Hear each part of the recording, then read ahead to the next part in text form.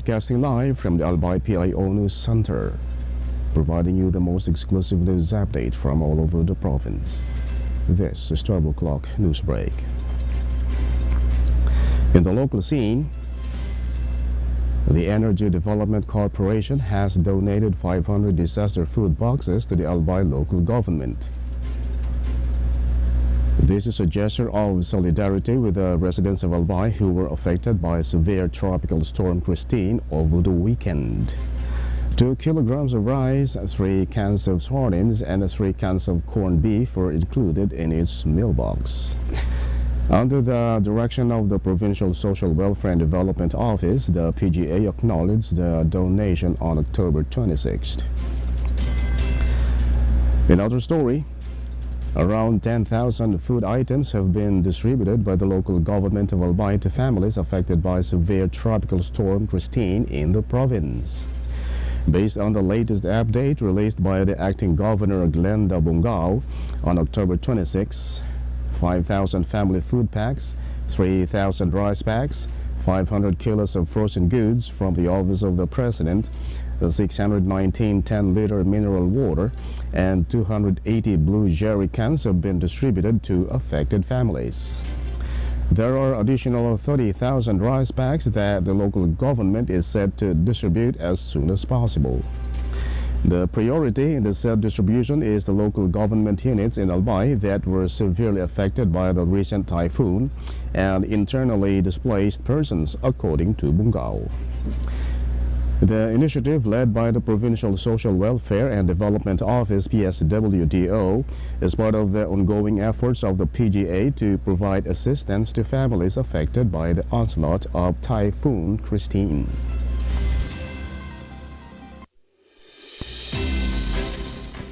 In the national scene, the death toll from the onslaught of severe tropical storm Christine in the country has already climbed to 100 as rescuers continue their search and rescue operations. Based on the latest tally of the Armed Forces of the Philippines, Bicol region has logged a total of 55 deaths, mostly due to drowning, while Batangas has already recorded a total of 55. In Cavite province, 2 people died in separate incidents of electrocution and drowning, and 5 more bodies were recovered in other provinces. Meanwhile, Edgar Posadas of Civil Defense Office said that this number is still expected to rise in the coming days, noting that isolated places are now accessible to the rescuers. In other story, the Department of Education DepEd has reported a total of 2.67 billion worth of school infrastructure damages due to the onslaught of severe tropical storm Christine. About 2.1 billion worth of school buildings need reconstruction, and 513 million are for repair, with 1,026 classrooms being partially damaged. According to Education Secretary Sonny Angara, DepEd has quick response funds intended for the repair of classrooms and school equipment. Angara added that the said fund would be allocated for the repair of 863 totally damaged classrooms, while schools would have their own fund for smaller repairs. The DepEd Secretary also noted that class suspensions brought about by Typhoon Christine have affected over 19.5 million students in the country. In other news, the Bicol region received 130 million cash aid from the national government following the impacts of severe tropical storm Christine. According to the Presidential Communications Office, President Ferdinand Marcos Jr. handed over 50 million to the provincial government of Albay, 30 million to Naga City, and 50 million to Camarines Sur.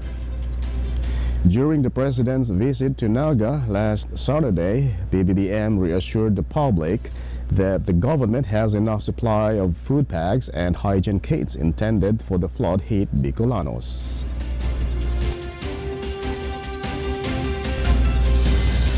And in the news outside the country, A total of 24 people were killed, while 5 others were injured in central Mexico after a bus collided with a trailer and detached from a truck transporting corn. Based on reports, the bus was leaving Tepic in the Nayarit state for its trip going to Ciudad Juarez in northern Mexico when the clash happened. The injured passengers were immediately brought to the hospital in Zacatecas and are now being treated. Authorities said that they would soon release the names of the injured for families to locate them. And finally, in the news outside the country, hundreds of people in South Africa marched to celebrate the 35 years of Pride Johannesburg. A said celebration is an event being celebrated annually to advocate equal rights for the LGBTQ community. According to Alice Amfolo, one of the participants of the said march, the rights of the LGBTQ+ members are still not recognized in many countries in the African continent. Amfolo also noted that it is a day to celebrate the privilege of being themselves and be with people their likes. The Pride Johannesburg highlights critical issues such as discrimination against LGBTQ+ members, despite South Africa's fight for equality issues. And that's all for the 12 o'clock news break, October 28, 2024. We'll be right back tomorrow for more news updates. And thanks to our 12 o'clock news break writer, LJ Lurejo and AJ Espiritu. And on the technical side, Chad Bobis. Of course, our Provincial Information Officer, Mary Luduca Castillo. And under the supervision of our Acting Governor, Glenda Ongbungao. I am Greg Hallare. Thank you for subscribing.